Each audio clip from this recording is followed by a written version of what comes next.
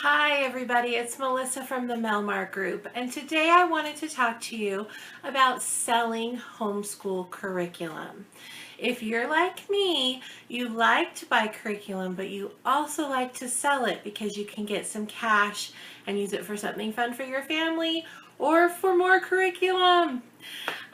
So I wanted to talk to you today about that. I set up a system in my home that I have used this year that has helped a lot, and I wanted to show you that and show you how I go through the process. I sell to both people locally, and I also sell online and ship it out. So let me show you how that works. Okay, so the first thing I have to do is I have to figure out what curriculum I have, right? I can't really sell it if I don't know I have it. So I try to keep the curriculum that I'm not using or not interested in or it didn't work in a certain area in my home, try to keep it together as much as I can. And then I go through and I make a master list of all the curriculum that I have that I'm going to sell.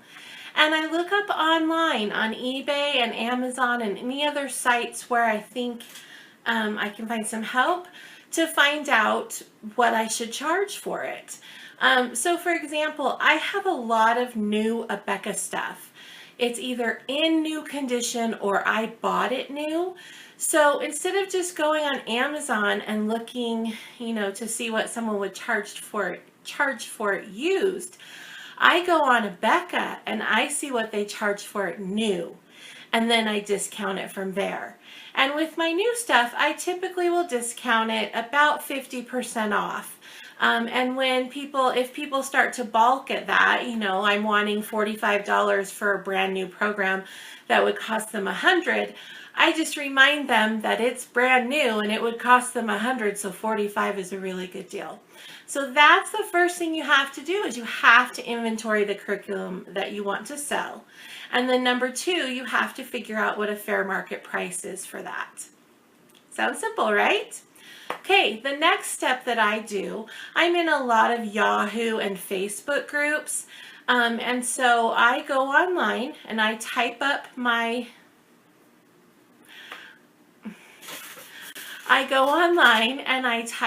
master list on a Facebook post or in a Yahoo group, and I list the pricing and what I have and give them my contact information, and then I wait. In the meantime, this year I've done something different. I set up a system in my home. Let me show you. Okay, so this is a system that I set up in my home. I just have one of those cube shelves and some crates on top, and I have categorized each area by subject or type of book, and then I also have some loose books on the floor in boxes, and then along here where I'm able to just store things on the side, I store the different piles of things that people have said that they want me to ship or that they want to come and purchase. So when someone locally says that they want to come and visit and see what I have, I let them into my home and I have them stay in this area and they can shop from the supplies and things that I have out. The next thing that I did was I bought a postal scale off eBay. It cost me about $20, which at first I thought, oh, I hope I get my money back, but I certainly have. And it saves me a lot of time. I just turn it on, which I will try to show you. And then it will come up.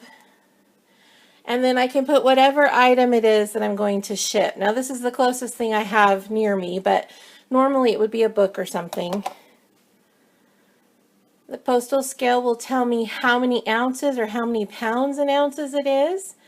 And then I just round up from there to account for a shipping box or an envelope. And I do my next step.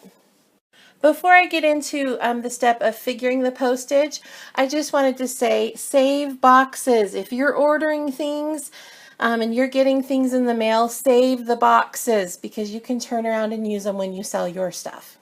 Okay, so the next thing I do is visit the U.S. Postal Service website. And if you'll notice, at the top they have what's called Mail and Ship, and they have Calculate a Price as an option under there.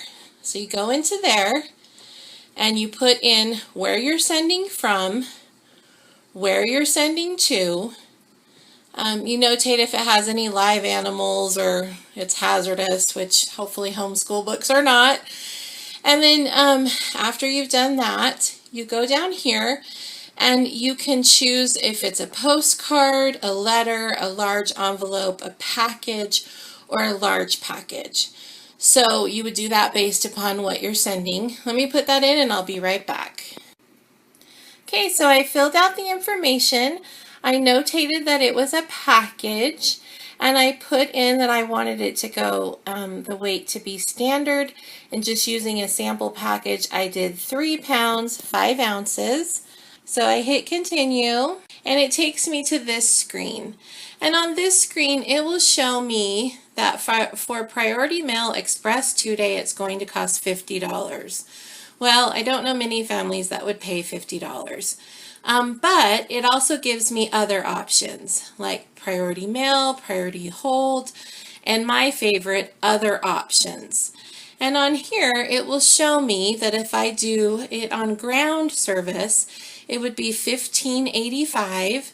But if I do media mail, it's only $4.05 to send from the zip code I want to the zip code of the recipient. Media mail is a great thing. You can only send books though. There may be a few other things you can send, but that's a great way to save on shipping. It does take a little bit longer, but it's beneficial for everybody because it doesn't cost as much for you and it doesn't cost as much for them. So I just wanted to show you a sample. This is what I posted in a Facebook group.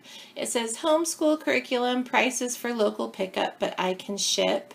And then it has all of the different items that I have. So like on the first line, Abeka for language arts, teacher manual, like new, retail 35, I'm asking 20. So I went in and I posted everything. And I did a couple of nice little pictures of that area where I have all the books stored. And then I've started to get responses from people.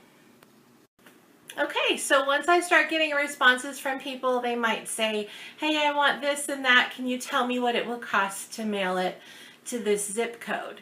And so then I do what I showed you. I go to my postal scale, I pull what they want, measure it, come into the U.S. Post Office website, put all the information in, figure out the shipping, round it up to account for any supplies or anything that I might have to purchase.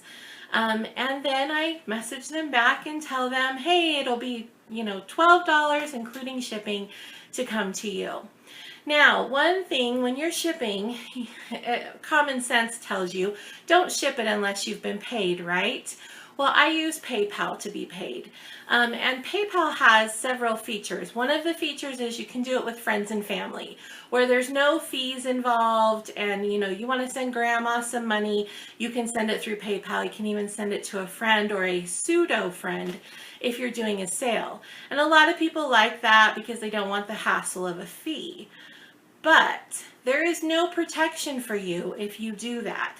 So let's say I was the buyer and I bought from someone, paid them through PayPal, and they never sent the item, or the item came and was not what I expected. I don't have any recourse through PayPal. So something that I have always done is I do not do friends and family through PayPal. When I am selling something, I figure out what the fees would be for PayPal. They typically charge a small percentage. It's under 3%. And then they have a little 30-cent in addition that they charge. So what I do is I figure out the total cost that I'm charging the person for the item and the shipping. Then I do the math with the percentage that PayPal will charge, add the 30% or 30 cents. And that's the grand total that I tell the party that they owe me. And I tell them that I do not do friends and family. Now, if they have a problem with the PayPal fee, and I might lose the sale over $1, $2, and it's a really good sale, then maybe I will pay the fee, but I always want my transactions to go through that way, because then if there's a problem, I can go back to PayPal and say, hey, we have a problem, or they, I don't know if they can, but I think, they took their money back, or they're claiming they never got this and I sent it. So I just always do it that way. So what happens is we finally reach a deal on the computer. I get paid via PayPal. I simply package up their items, take them to the post office, pay for them, and I'm done. And I've just made some quick cash. So for example, recently I did this. I was trying to sell online locally, and I had some items that just aren't really popular where I live. So I found some Facebook groups that were specific to that curriculum. Went on those Facebook groups, and within less than a day, I sold over $100 and almost all of those items. So it really is prudent to know your market, find the market that wants to buy from you, and to market well. Don't try to charge brand new prices for brand new items. Give moms a little bit of a break, but make sure that you take care of yourself too. There are some moms out there who don't mind, selling things for really cheap because they just want to get rid of them. And that's great if that's your philosophy. I do that on some things. On other things, I want to make a little bit of money on it because I know even with the price I'm asking, it's still a good deal. So don't be surprised if you have people try to bargain with you. Just be ready for that. Know what you are willing to negotiate on. Have your inventory. Have a way to figure out the shipping if you're shipping to people. And just go from there. But just try to think about when you would want to buy curriculum, when you've thought of changing curriculum or needing something else, and just try to use that. And if you wanted to do it as an ongoing thing, that's not a bad thing either. I've gone to my thrift store and gotten really good deals on books and things that I was able to turn around and sell. So know the market, know what you want to sell it for, have an inventory, be prepared, and then market it locally. You could have a sale in your yard, you can sell online, you could do eBay or Amazon, and I considered both of those. But I really liked being able to control negotiating the price and keeping the fees down through PayPal, so I just do it myself. But I hope that helps you, and that you will clean out those closets and those cupboards and pass that curriculum on to somebody else that will love it and make a little cash in the meantime. So have a great day. Thanks. Bye.